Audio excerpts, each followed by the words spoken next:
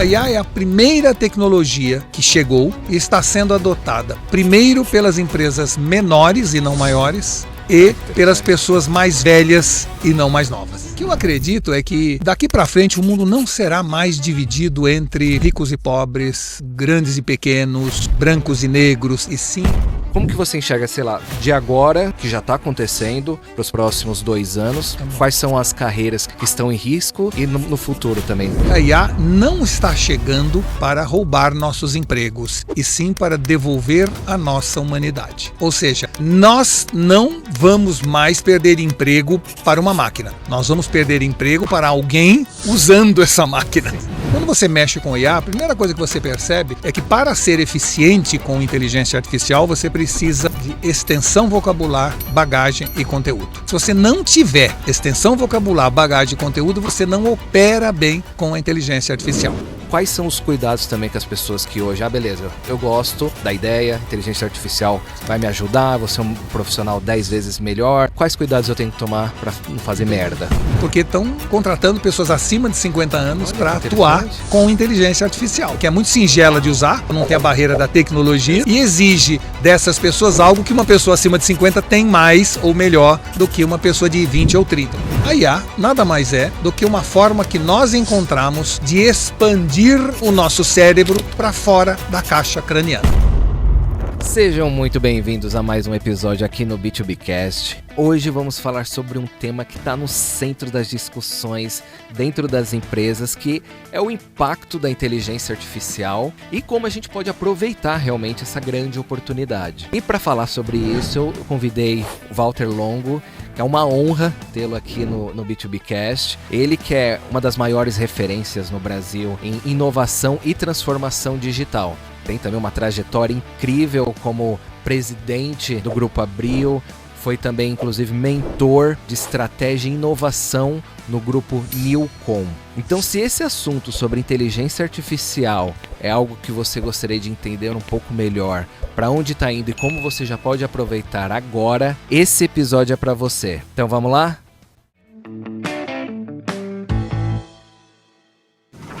Walter Longo, muito obrigado pela sua presença aqui hoje. E eu gostaria já de começar entendendo, porque já não é um hype mais, né? Inteligência artificial. Certo. Todo mundo já sabe que é uma coisa que veio para ficar e vai mudar o mundo. Então, como que a gente já pode aproveitar o que está disponível hoje nas empresas? E nós também, como pessoas, como a gente pode melhorar a nossa vida usando a inteligência artificial? Tá bom. Primeiro, eu que agradeço o convite de estar aqui com você, viu? E como eu digo sempre, podcasting para mim é uma das formas mais espetaculares de comunicação, porque as pessoas que nos ouvem ou assistem se sentem parte da conversa, né? É uma grande fogueira onde todo mundo senta ao redor e fica conversando. Então, é um bate-papo. É sempre gostoso.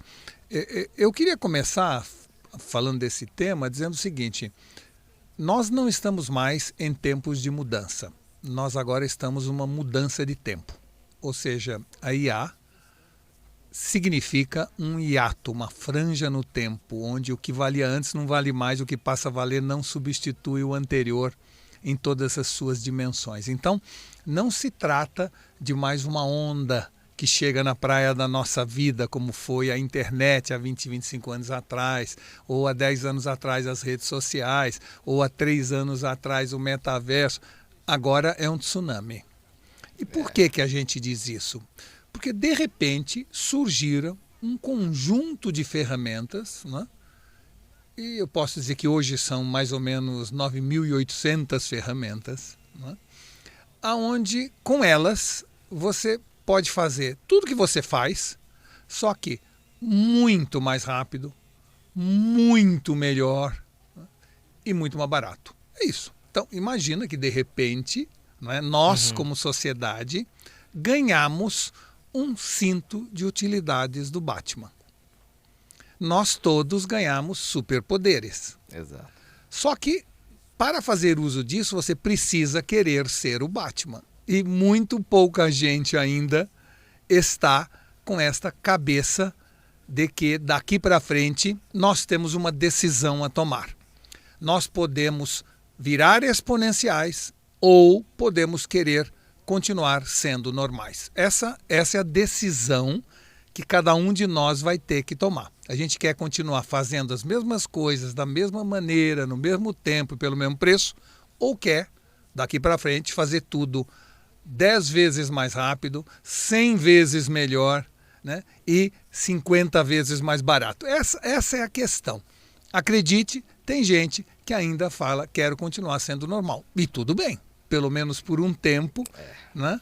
O que eu acredito é que daqui para frente o mundo não será mais dividido entre ricos e pobres, grandes e pequenos, brancos e negros, e sim entre curiosos e descuriosos.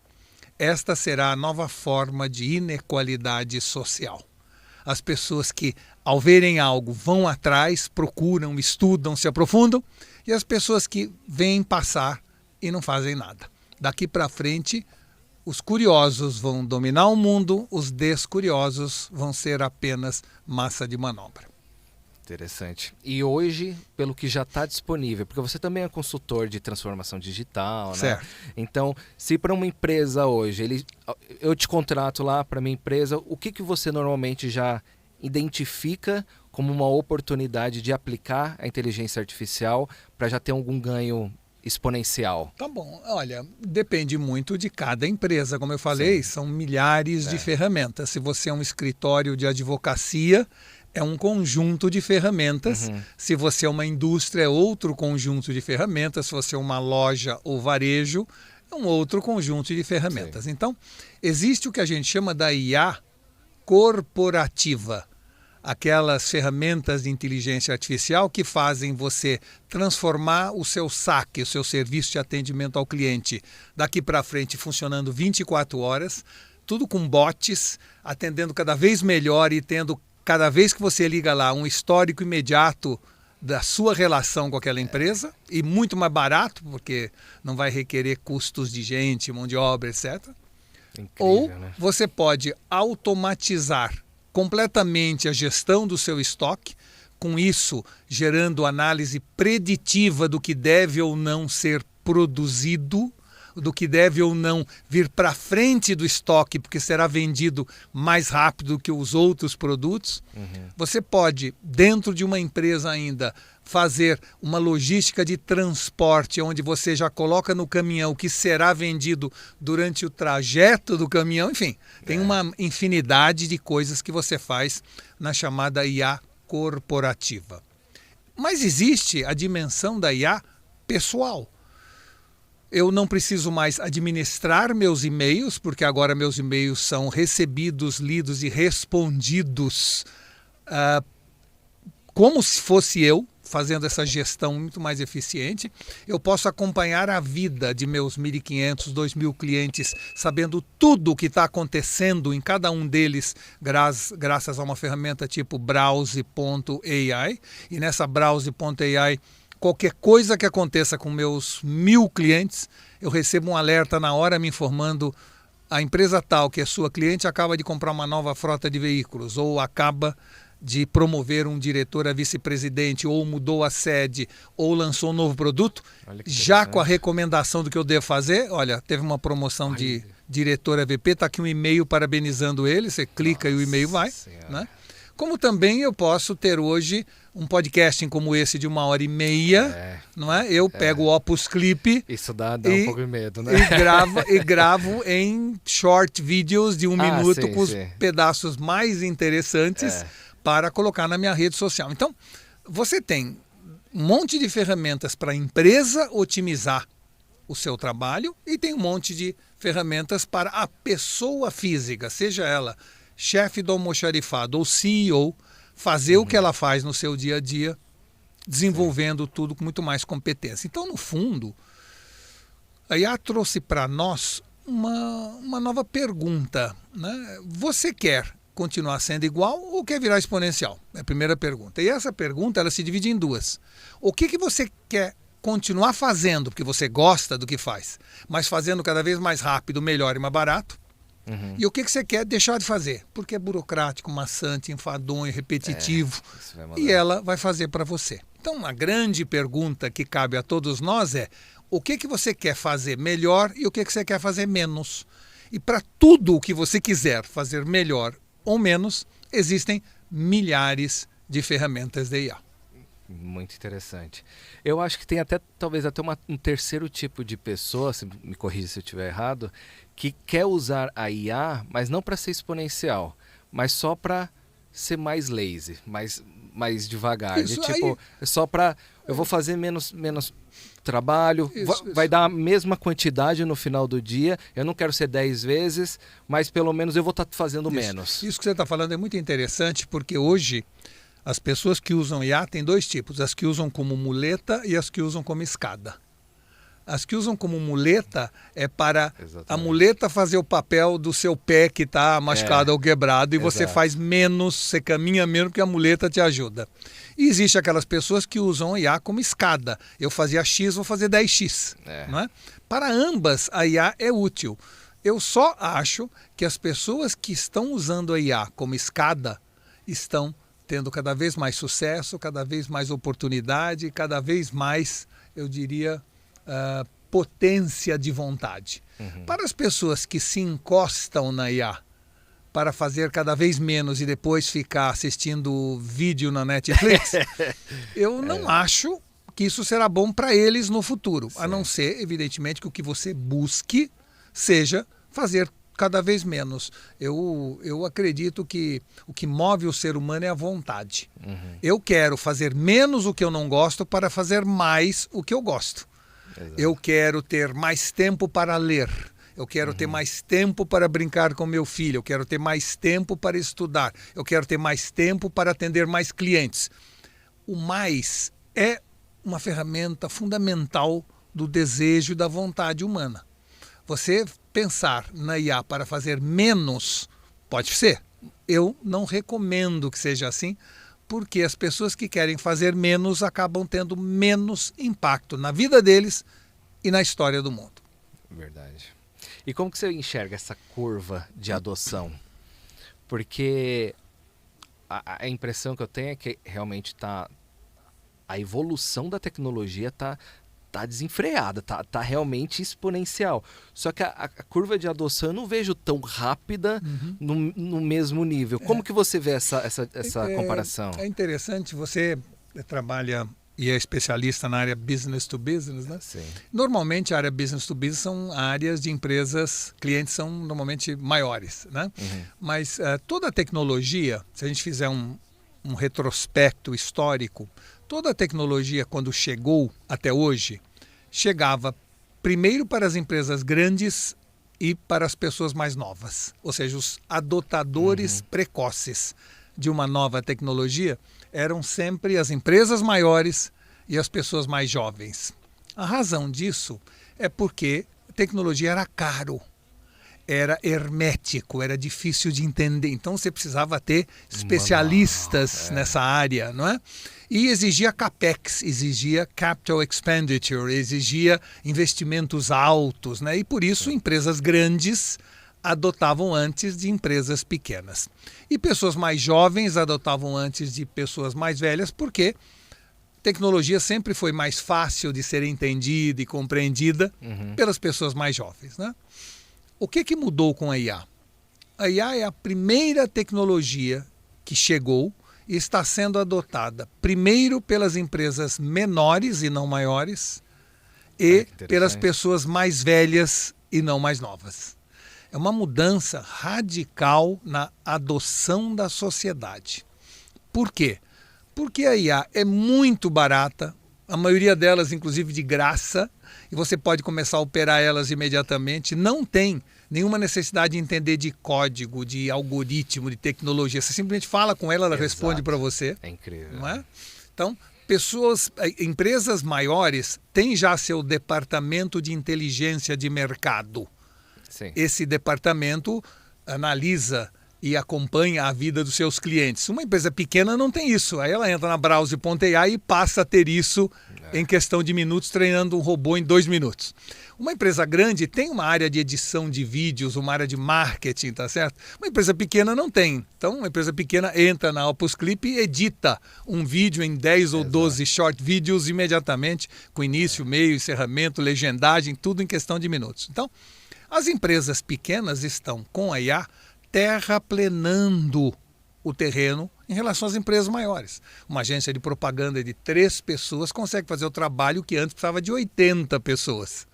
Então, as empresas pequenas estão vendo essa oportunidade e estão adotando a IA antes das empresas grandes, que vão precisar desmontar suas áreas de inteligência de mercado, áreas de marketing, para poder, aí sim, utilizar a IA.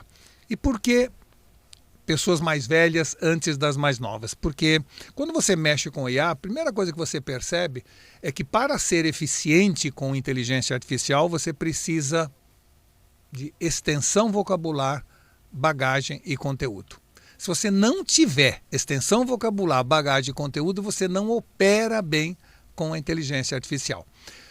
As pessoas genérico, mais, né? Exato, as pessoas mais velhas, até pelo tempo de vida, não é? Tem naturalmente mais bagagem, repertório, conteúdo, extensão vocabular, leram mais, né, durante a vida. Então, se você não souber a diferença entre enfrentar, confrontar e afrontar, não vem o que você queria, entendeu? Por mais que você queira, não virá.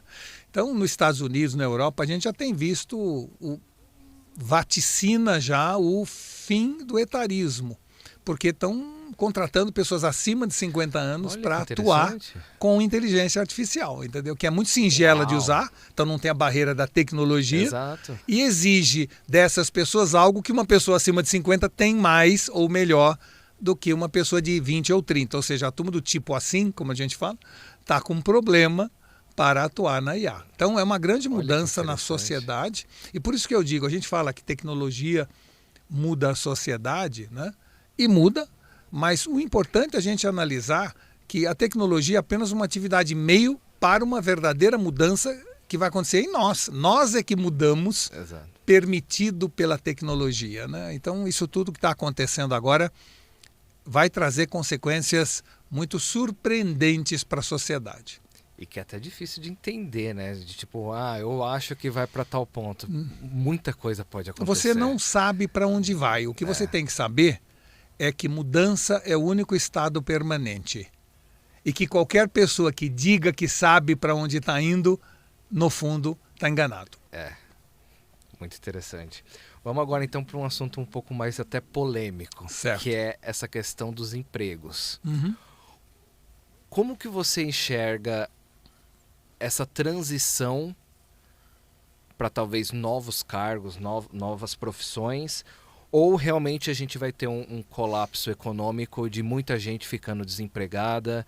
Como que você enxerga, sei lá, de agora, que já está acontecendo, para os próximos 2 anos, nos próximos 24 meses? Quais são as carreiras que estão em risco e no futuro também? Dá uma versão É muito interessante prazo. Que toda vez que surge uma nova tecnologia, né, as pessoas falam sempre do lado ruim da tecnologia. Não sei se é porque os filmes de ficção científica fazem isso, não sei se é porque os jornais vendem mais quando tem notícia ruim, eu não sei a razão, mas eu sei que a gente vê sempre o lado mais pessimista, vamos dizer assim, de uma nova tecnologia. Toda tecnologia chega como uma bênção e uma maldição, qualquer uma, tá certo? Então, teve um tempo em que telefonista era uma profissão espetacular. Aí veio a comutação automática, acabou com as telefonistas. Teve uma época que ascensorista era uma profissão, não é? E hoje você não vê mais ninguém dentro do elevador. Teve um momento onde cobrador de ônibus era uma carreira, né? Então, assim, a tecnologia independente da IA, ela sempre vai trazendo oportunidades e destruindo áreas inteiras de profissão, de cargo, de função. Sempre foi assim e a IA é mais um degrau nessa escada da evolução. Mas é muito importante que a gente entenda que a IA não está chegando para roubar nossos empregos, e sim para devolver a nossa humanidade.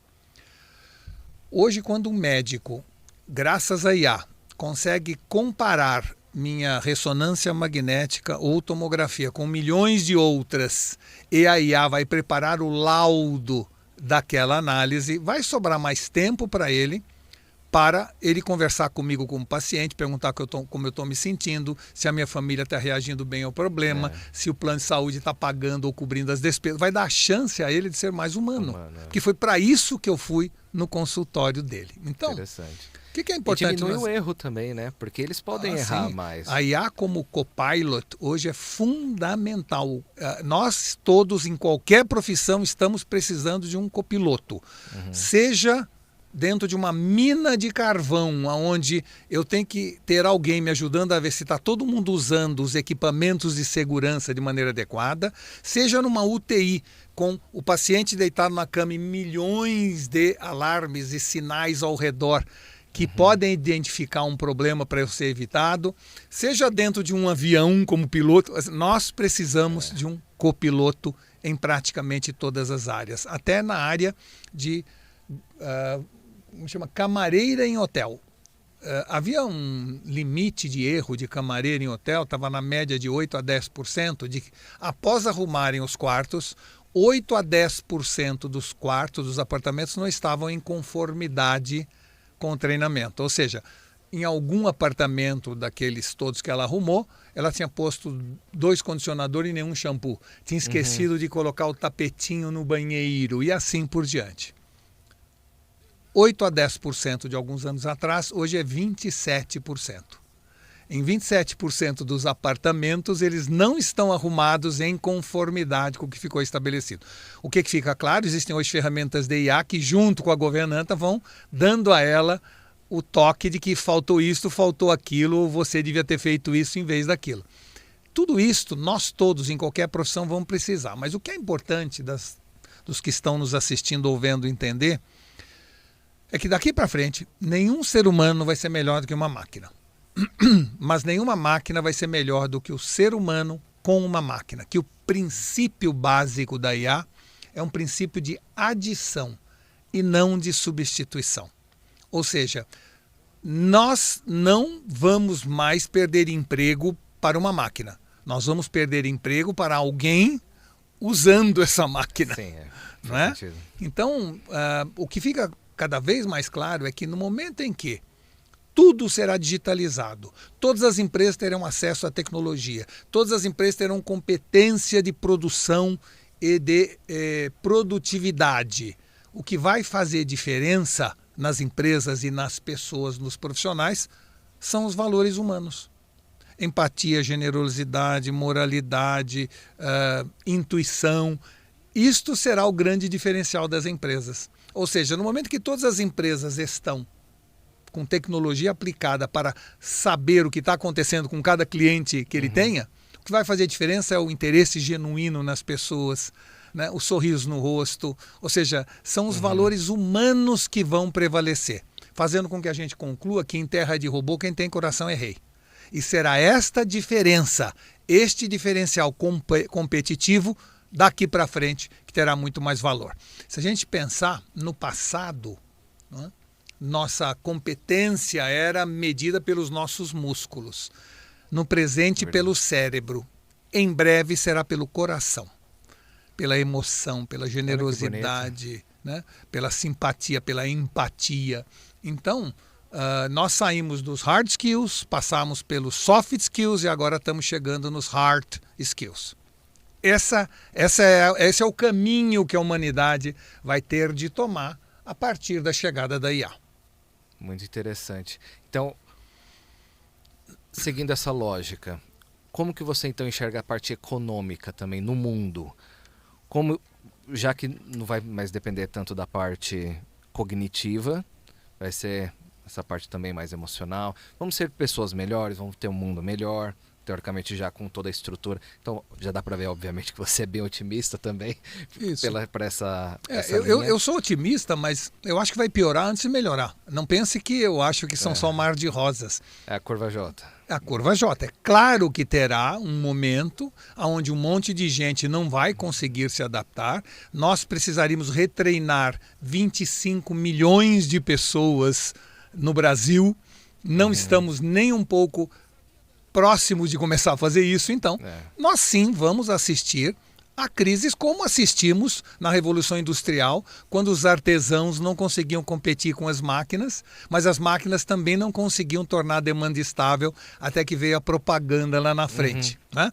Nós vimos crises setoriais dos escribas, quando Gutenberg inventou a prensa ou a imprensa. Ou seja, isso acontece, não é? E nós vimos brigas homéricas entre taxistas e Uber quando eles chegaram. Então, assim, a gente tem visto isso. Então, seja setorialmente, seja genericamente, nós teremos sim um desemprego mais alto. E aí, esse é o papel, eu acho, dos líderes deste país ou do governo, que é iniciarmos já o maior movimento empreendedor que esse país já viu.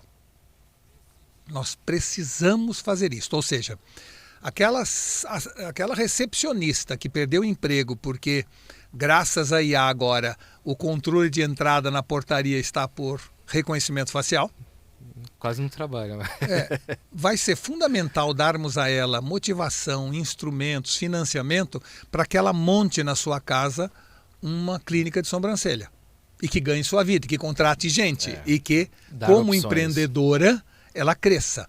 O segurança de um local que hoje, graças a toda a segurança eletrônica, perdeu o seu emprego, nós temos que dar a ele motivação, vontade, treinamento para que ele monte uma empresa de reformas domésticas ou uma empresa que cuide de pessoas da terceira idade. Seja o que for.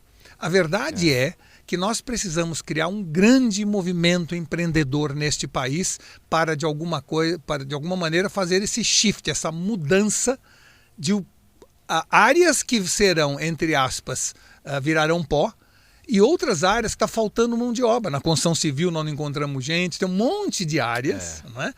E outra coisa, a tecnologia também está trazendo novas oportunidades. Lembre-se que, no tempo em que eu trabalhava em publicidade, havia uma indústria poderosa de produção audiovisual. De repente nós começamos a ver demissões em massa, volume de publicidade filmada ou produzida diminuindo. É verdade, surgiu desemprego na indústria das produtoras de TV, de comerciais. Logo em seguida chegaram os influencers que recontrataram essas pessoas. E você tem uma indústria vigorosa agora que surgiu sem que a gente, na época, imaginasse o que íamos fazer com tanta gente das produtoras. Então, eu sou otimista nesse sentido, mas é evidente que haverá choques, espero os menores possíveis, dependendo da resposta que líderes deste país ou o governo entendam que é fundamental. E se a gente viajar um pouco mais assim lá para frente, tentando imaginar aquelas coisas de filme mesmo. Certo. Porque tem uma previsão que o AGI, né, que vai ter também essa parte cognitiva junto com a inteligência artificial para tomar decisões baseado obviamente, em todo o histórico e todas as coisas que aconteceram até aquele momento para tomar decisões mais inteligentes até que o próprio humano, junto com o robô, fazendo também trabalho manual. Certo. Então, até inclusive essa parte mais empreendedora, também daqui, sei lá, uns 20 anos, os robôs já vão ter mais habilidades, inteligência para fazer tudo. Então, vamos dizer que quase não vai ter trabalho. Como que seria uma sociedade desse jeito? Eu vou, evidentemente que eu entendo o tamanho do mundo hoje versus a Grécia Antiga. E que, portanto, não estou comparando uma coisa com outra, mas estou dizendo a você que se nós olharmos as ágoras gregas, as pessoas passavam a maior parte do seu tempo estudando, conversando, pensando, sendo criativos, tendo ideias, produzindo arte, produzindo o que na época era considerado inútil, mas que inspirava o espírito humano. E os escravos, naquela época, infelizmente, gente, trabalhando e produzindo para que eles pudessem ter aquela vida. De certa maneira, isso pode, em grande escala, vir a se repetir, só que os escravos agora serão máquinas que, por serem extremamente produtivas, vão produzir infinitamente mais barato, permitindo acesso a muito mais pessoas à aquisição daqueles bens. E talvez a gente tenha, num futuro breve ou longínquo, muito mais tempo para dedicar a estudar, a desfrutar, a pensar, a imaginar, a sonhar, do que nós temos hoje, onde a gente vive uma vida muito corrida. Olha que delícia. Então, muita gente fala que em 5 a 10 anos, os pessimistas acham que a IA vai tomar metade dos nossos empregos. Os otimistas acham que ela vai tomar em 5 anos ou 10 anos metade do nosso trabalho. Será a mesma forma de ver, mas com óticas muito distintas, tá certo? Então, assim, depende o que você quer da vida. Nós nascemos, não é, para desfrutar, para tergiversar, para abstrair, para divagar, para sonhar, para imaginar. E agora nós podemos, graças a IA, a voltar a esta missão humana, que nós abandonamos lá atrás, né, na época pré-revolução industrial. Talvez isso venha a fazer. Mas o que é importante é entender que toda a tecnologia, como eu falei, vem como uma bênção e uma maldição. Ou seja, o avião trouxe junto o acidente aéreo. A vamos dizer assim, a radioatividade trouxe a radioterapia que salva milhões de pessoas nas suas doenças e trouxe a bomba atômica que matou dezenas de milhares em Hiroshima e Nagasaki. Então, toda a tecnologia ela vem com essa dupla face. Cabe a nós usarmos a melhor e evitarmos a pior. É isso que a gente deve fazer daqui para frente, mas no fundo, o destino humano será decidido pelos humanos, né? E outra coisa também que me parece um pouco estranho é falar o nome inteligência artificial. Não é inteligência artificial. Fomos nós que criamos. Não apareceu como um alienígena vindo de algum lugar. Tá certo? Então é assim. O ser humano, o cérebro humano não evolui há 30 mil anos. Há 30 mil anos que o nosso cérebro, por razões de espaço na caixa craniana e por energia no corpo, não evolui. A IA nada mais é do que uma forma que nós encontramos de expandir o nosso cérebro para fora da caixa craniana. Então, daqui para frente, nós não temos mais apenas uma inteligência. Agora nós adquirimos também uma exteligência. E todo mundo que nós vamos contratar daqui para frente, nós precisamos analisar a sua inteligência e a sua exteligência.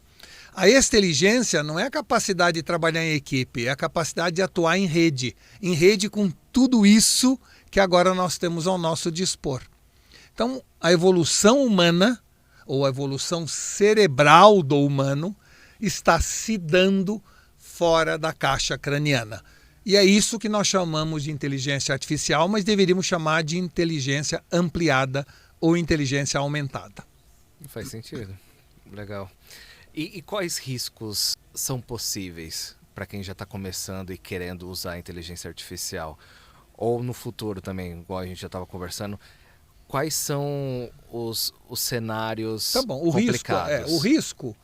O risco não é IA, o risco é a inércia da sociedade ou das pessoas perante a IA.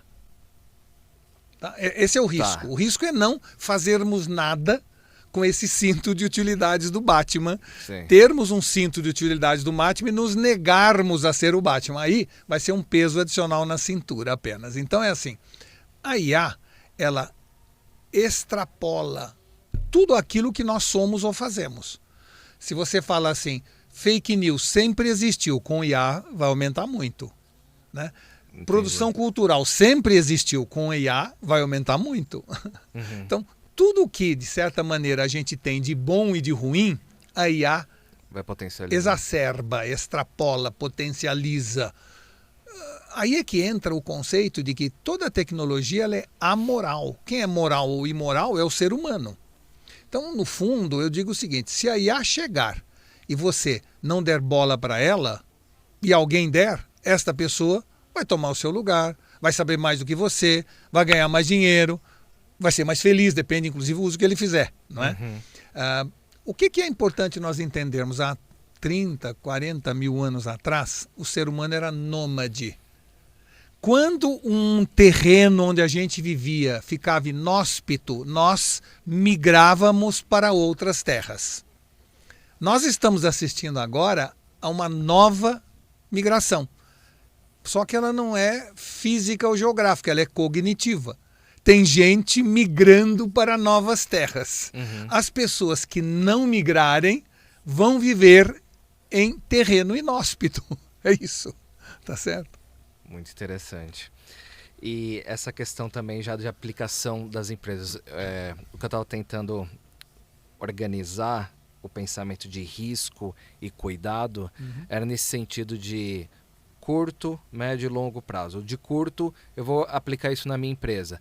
Dependendo do tamanho da empresa, tem compliance, tem dados que podem vazar também. Tá bom. Então, quais são os cuidados também que as pessoas que hoje, beleza, eu gosto da ideia, inteligência artificial vai me ajudar, vou ser um profissional 10 vezes melhor, só que quais cuidados eu tenho que tomar para não fazer merda dentro da empresa? Entendi. Olha, os mesmos cuidados que você toma quando faz um Big Data na sua empresa ou quando adota uma tecnologia SAP ou Oracle. Ou seja, os cuidados são portas de segurança. Tudo o que você já faz na área de TI é o que você deve fazer com IA, as mesmas coisas. Mas é muito importante dizer que em toda empresa há uma disputa discreta, porém grande, vamos dizer assim, como um iceberg que fora só tem a ponta, embaixo ela é muito grande, entre governança e inovação. Governança busca eliminar riscos.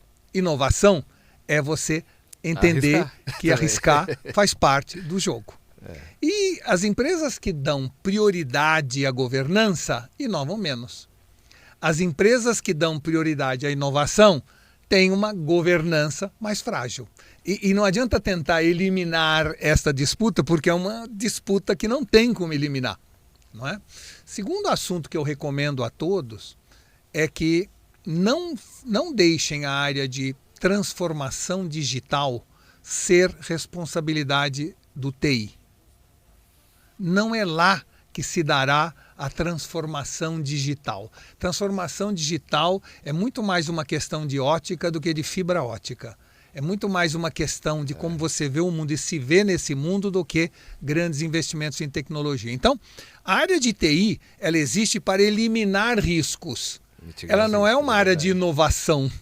Ela é uma área de preservação. Verdade. Não é? Então, o que deve caber ao TI? Eliminar riscos o máximo que eles puderem. Como é que você faz transformação digital liderado por alguém que quer eliminar risco? Não faz. Você precisa dar a área de cultura, a área de RH. São essas áreas que podem, aí sim, fazer a grande revolução ou transformação digital. Não dá mais para separar o capital humano do capital tecnológico. Então, hoje, quando você contrata uma pessoa, você está contratando não apenas um ser humano, mas a capacidade desse ser humano de se utilizar de todas as ferramentas que estão ao redor dele. Nós agora não temos mais humanos se empregando, nós temos agora neo-humanos, pessoas com capacidade de inteligência e de exteligência. Quem que tem que analisar e trazer para dentro esta, entre aspas, tecnologia humana? A área de RH. Quem que fará a grande transformação digital, que é uma transformação cultural? A área de cultura, a área de marketing. Então, nós temos que entender que transformação digital é anti-TI e que, portanto, não cabe à área de TI liderar. Cabe acompanhar, fazer parte da equipe, fazer o trabalho, mas não liderar, porque a liderança da inovação não pode ser alguém que é prioritariamente da área de governança. Mas você acredita que o RH tem essa capacidade? Se não tem, tem que ter. Eu acho que o RH não tem. Os neo-humanos estão chegando. A gente chama agora a era do capital humano expandido, ou CHX, que é o nome deste novo ser que está chegando nas empresas. E talvez a área de RH hoje não esteja preparada para atrair, manter, nutrir, motivar e treinar os neo-humanos. Mas temos que ter. É a mesma pergunta que você faz em relação a IA. Nós precisamos de IA? Não, você pode continuar sem IA, mas você vai ter problema. Você pode continuar com os mesmos profissionais da área de RH? Depende, mas se eles não estiverem à altura dos novos desafios, o que cabe a um gestor de uma organização? Fazer o maior esforço possível para mudar as pessoas, para dar a elas essa nova missão, essa nova visão de cultura corporativa. Se não conseguir, em vez de mudar as pessoas, temos que mudar de pessoas. E não tem uma terceira alternativa. Ou você muda as pessoas para essa nova era, ou você muda de pessoas. Entendi. Eu perguntei essa questão da RH, porque obviamente isso não era muito linear para mim, porque recursos humanos, e aí ele tem a lógica, obviamente, das pessoas, benefícios, enfim, tem toda a parte operacional que aí do RH. Aí é o departamento pessoal. Tá. Diferente de RH. Isso. Eu normalmente vejo o RH um pouco mais fraco nas empresas. Também vejo. E eu vejo, por exemplo, uma transformação desse patamar seria ou o líder, o CEO, ou ele criar também um departamento de inovação dentro da empresa para liderar esse tipo de coisa. Ou um squad, né? Para fazer. Mas comitê, seja o que for, o que eu estou dizendo é em termos de ênfase.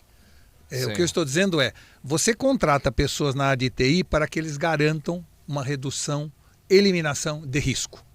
Não pode pedir para a mesma pessoa que foi chamada, treinada, motivada para eliminar risco, agora você me faz uma grande revolução inovadora de transformação digital. Isso não combina. Eu estou falando um assunto de lógica, não é?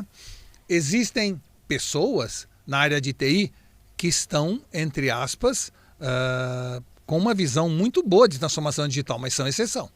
Assim como na área de RH, tem pessoas que já entenderam que a área de RH agora é RHT, Recursos Humanos e Tecnológicos, nesse casamento que gera o capital humano expandido. Mas a maioria ainda não está preparado para isso. Enquanto nós estamos nessa fase de transição, talvez caiba ao CEO, assim como a gente brinca dizendo que pênalti é tão importante que devia ser batido pelo presidente do clube, não é? É um momento tão importante. Então, da mesma forma, talvez o CEO tenha que pegar para si esta missão de transformação digital, colocar a seu lado alguém de TI para eliminar ou reduzir riscos, alguém de RH para trazer a nova visão dos neo-humanos que estão chegando, trazer um pessoal de marketing para expressar esta nova cultura corporativa dentro e fora da organização. Provavelmente nessa fase de transição, o presidente do clube é que tem que bater o pênalti. Mas como tendência, não dá mais, daqui 10 anos, não vamos mais separar o ser humano da tecnologia.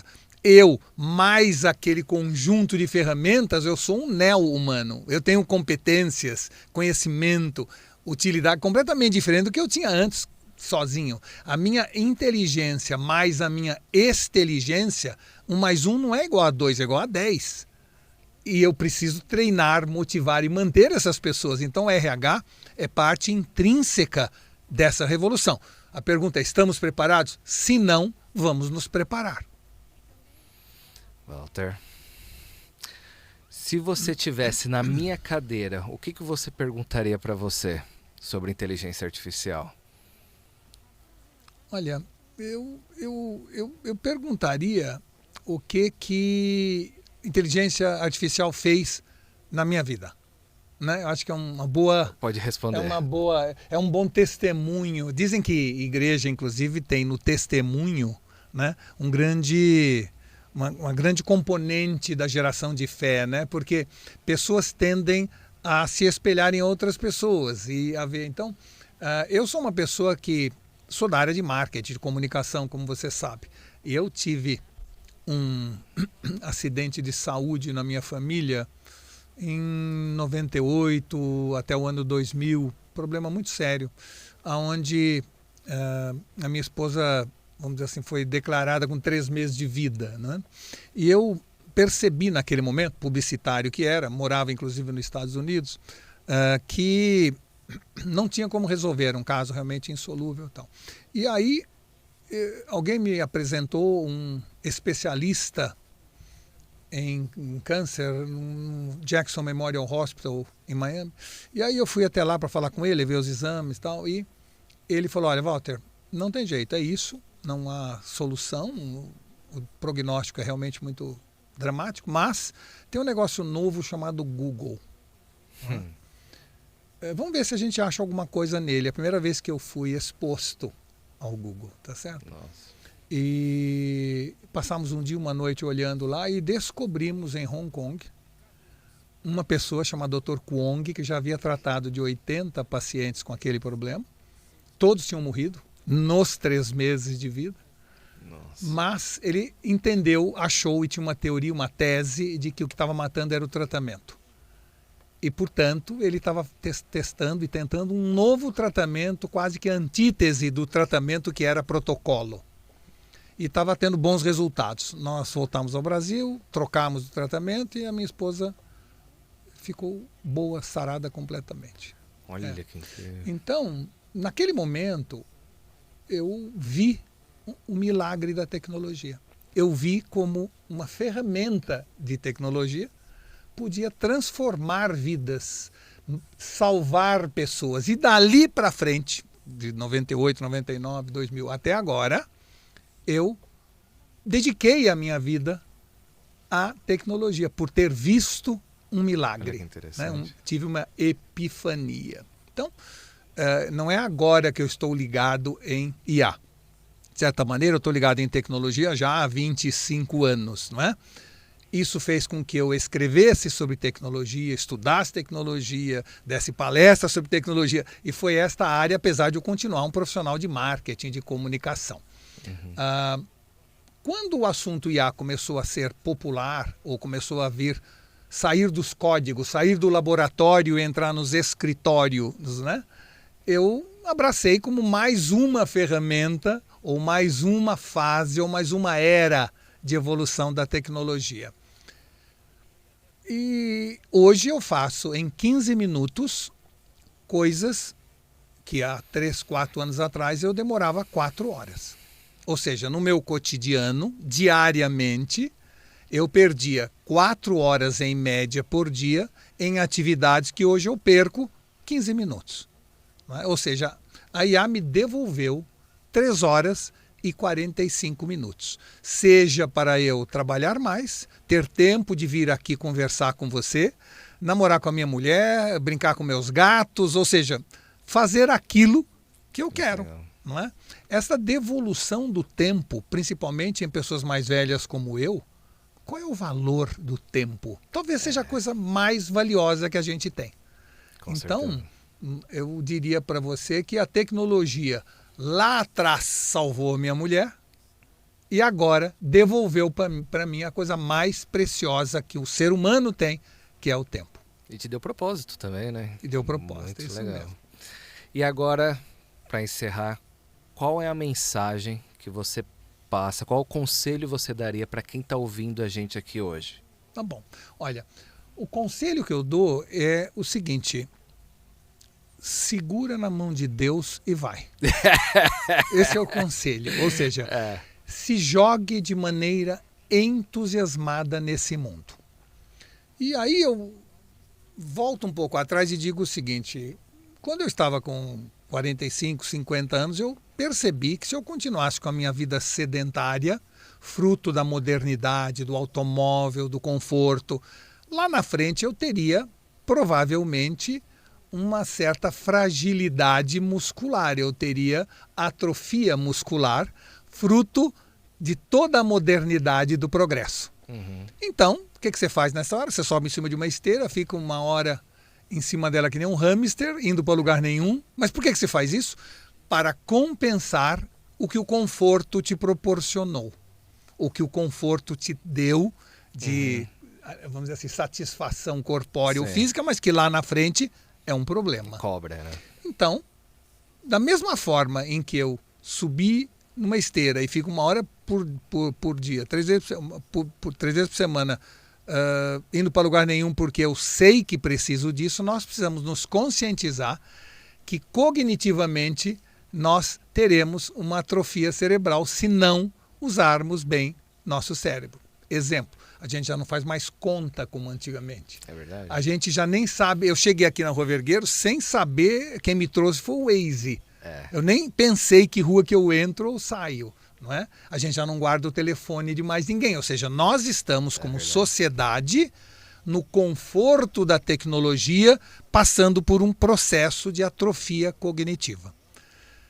O que precisamos fazer? A mesma coisa que fizemos com o corpo. Precisamos gerar exercícios cognitivos, e a IA oferece centenas de ferramentas de divagação, de abstração, de concentração, para trazer de volta aquilo que o conforto da IA vai fazer com o nosso cérebro. Eu acho que, como eu falei, temos que usar a IA como escada e não como muleta. Temos que usar a escada para fazer muito mais, para subir, para alcançar o mais alto possível, e não para acomodar-nos e ficarmos tranquilos porque alguém está fazendo por nós. Se você usar como bengala ou como muleta, terá atrofia cognitiva. Walter, muito obrigado. Imagina, obrigado você. Foi um prazer aqui esse bate-papo. Tenho certeza que quem ouviu, assistiu aqui a gente hoje, aprendeu bastante com você.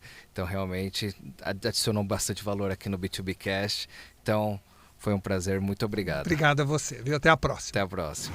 E chegamos ao fim de mais um episódio aqui no B2Bcast. Então, se você gostou desse bate-papo aqui com o Walter, curta, compartilha, se inscreva no canal para não perder nenhum episódio e já aproveita para comentar também o que achou mais interessante dessa conversa.